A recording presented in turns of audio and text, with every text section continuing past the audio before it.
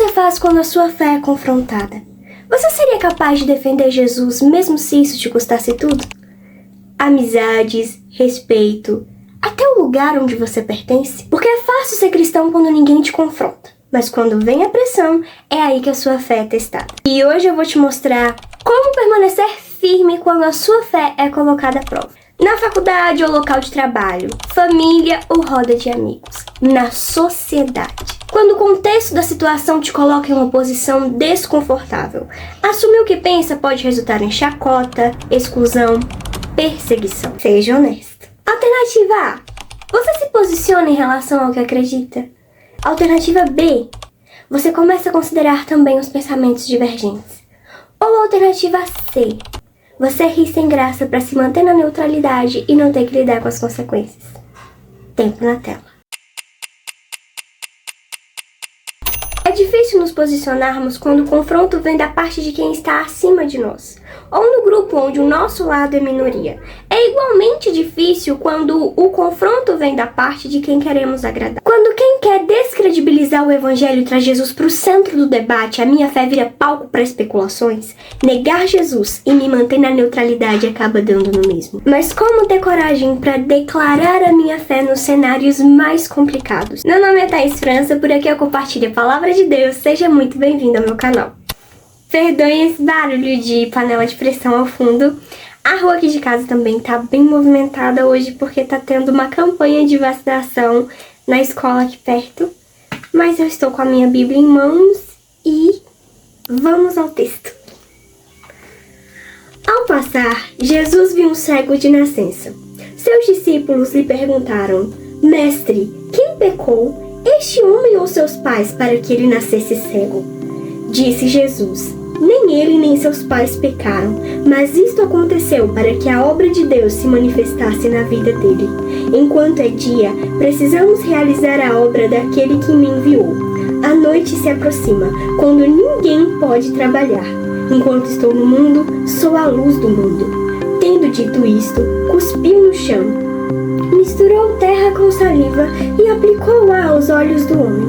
Então disse-lhe: Vá lavar-se no tanque de Siloé, que significa enviado. O homem foi, lavou-se e voltou vendo. Seus vizinhos e os que anteriormente o tinham visto mendigando perguntaram: Não é este o homem que costumava ficar sentado mendigando?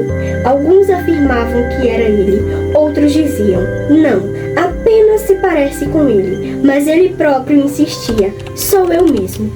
Aqui tudo começa com uma pergunta boba dos discípulos. Eles queriam saber se o homem que eles haviam visto por ali tinha nascido cego pelos seus próprios pecados ou por causa dos pecados dos seus pais. Muitas vezes, ao nos depararmos com uma situação semelhante, nós também questionamos a Deus no nosso coração o porquê daquilo. A gente sempre acha que sofre muito até encontrar alguém que sofre mais que a gente. Jesus foi muito paciente ao responder essa questão, primeiro porque era uma dúvida real que eles tinham segundo a crença comum, e segundo porque eles eram seus amigos. E Jesus poderia ter voltado à história da queda da humanidade para explicar a eles que não somente aquele homem e os seus pais pecaram, mas também toda a humanidade, e é por isso que o mundo apresenta tantos problemas, mas ele preferiu dizer que aquilo havia acontecido para que se manifestasse no homem as obras de Deus, porque onde abundou o pecado, superabundou a graça. O milagre acontece no cenário da dor, onde não há mais esperança para a medicina, não há mais esperança para os homens, onde o fardo é pesado demais. É aí que a poderosa mão de Deus entra em cena para socorrer quem está necessitado. Jesus disse: Enquanto eu estiver no mundo, eu sou a luz do mundo. E ele então cuspiu na terra e passou a lama nos olhos do cego, e mandou que ele fosse lavar no tanque de Siloé, que significa o enviado. O cego obedeceu tudo o que Jesus falou, e o milagre aconteceu. Ele passou a enxergar. E essa história poderia acabar aqui, mas ter vivido esse milagre trouxe uma grande complicação para a vida daquele homem. Não porque as pessoas não gostaram do que havia acontecido com ele, mas porque não gostavam de Jesus.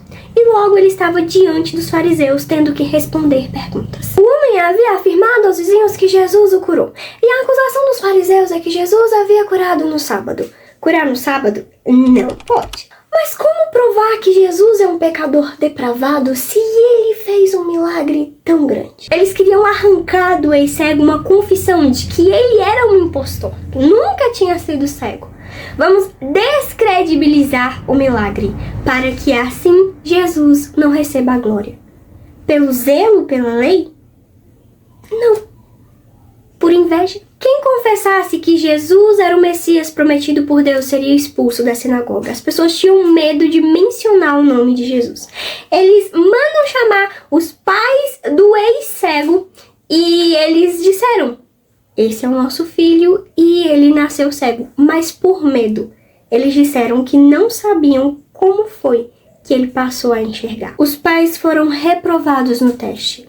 Não deram glória a Jesus quando foram pressionados. O homem foi chamado novamente. Eles queriam que ele se retratasse, que dissesse que foi curado por Deus em vez de dizer que foi curado por Jesus. Porque um pecador não poderia fazer milagres. E o homem demonstra uma coragem impressionante. Se ele é pecador, eu não sei. O que eu sei é que eu era cego e agora eu vejo, porque ele me curou. Ele é ainda mais firme e confronta eles de volta. Eu já disse o que aconteceu e vocês não quiseram acreditar. Por que vocês querem ouvir de novo? Por acaso querem se tornar discípulos dele também? Isso é um mistério porque vocês não reconhecem Jesus. Mas ele me curou. E nós sabemos que Deus não ouve quem é um pecador depravado, e sim quem é obediente a ele. A esses ele ouve. Ninguém nunca ouviu falar que alguém tivesse curado um cego de nascença. Se esse homem não tivesse sido enviado por Deus, ele não poderia ter feito nada. E eu não preciso dizer que depois disso ele foi expulso da sinagoga. Mas quando ele esteve sozinho diante daqueles homens, ele não se acovardou. E se essa mensagem tá falando com você, não se esqueça de deixar o seu like e se inscrever no canal. Isso é muito importante para fortalecer o canal e fazer com que esse vídeo possa alcançar ainda mais pessoas. A sua vida é um testemunho vivo da obra do Senhor. Quando for confrontado, defenda a sua fé. Mas como chegar a esse nível? Pedro, o apóstolo, não teve a mesma coragem. Quando foi confrontado, ele negou Jesus 3 vezes. Mas após Pedro ver Jesus saindo humilhado, ver Jesus carregar a cruz, ser pregado lá na cruz do Calvário, e após ter visto Jesus ressuscitado, ele deixou de ser um covarde e passou a ser valente. Como aquele homem que foi curado por Jesus poderia traí-lo para agradar aos outros? Se apegue a Jesus, ame-o e seja grato pelo que ele fez por você. Ore para que Deus te fortaleça e você consiga ser fiel a Jesus em todas as circunstâncias. Entenda que é normal sentir medo, é natural, é da carne sentir vergonha, mas esteja revestido do Espírito para que você não viva segundo a inclinação da carne. Então, aqui podemos compreender que ser fiel a Cristo começa com uma escolha, que vira uma ação, que traz frutos bons para nossa vida. Então, primeiro você precisa estar com o seu coração bem resolvido a ser fiel a Deus. Se você estiver decidido, o medo não pode te fazer trair Jesus. Ser fiel a Jesus não é sobre não sentir medo, mas é sobre não negar aquilo que você viveu com ele. Não seja como uma onda do mar que o vento leva para onde quer. Seja um cristão posicionado. Decida primeiro ser fiel, porque na hora da pressão, você só sustenta aquilo que já decidiu no seu coração. O homem foi expulso da sinagoga, mas foi acolhido por Jesus. O que ele perdeu não chegava aos pés do que ele ganhou. Quando a pressão vier, eu vou agir baseado no medo ou na decisão que eu já tomei? Que o Espírito Santo de Deus nos fortaleça a cada dia para que possamos permanecer firmes adorando ao Senhor. Um abraço e até o próximo vídeo.